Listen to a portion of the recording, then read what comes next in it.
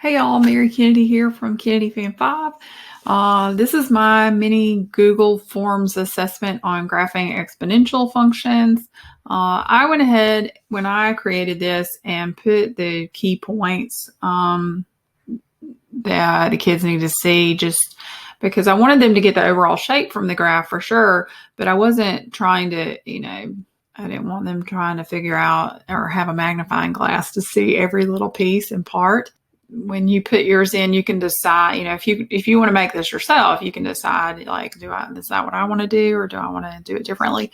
And then you can see I have 1, 2, 3, 4, 5, 6 different answer choices. And so I tried to put as many options as I felt like were, the ones that kids are probably going to go with here, just to really get a sense so that, I can see that if I think that their wrong answers can be as much an indication of what they're understanding or not understanding as their right answers. So this is what it looks like. I also picked graphs that I thought were fairly similar but had slightly different important points. There's a word for that I can't remember. Anyway, all right, so this is what it looks like from the student point of view. It's got an upload your work button. You can easily delete that. I'll show you that back in the regular part. So here's another one.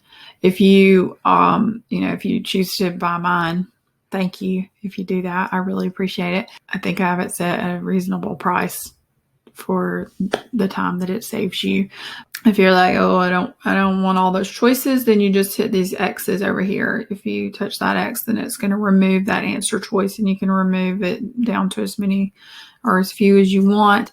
I use the Equatio editor extension to create these. So if you wanted to use a different answer, you would either need to upload it with however you create pretty expressions or equations, or you can get the Equatio editor. It's free for teachers.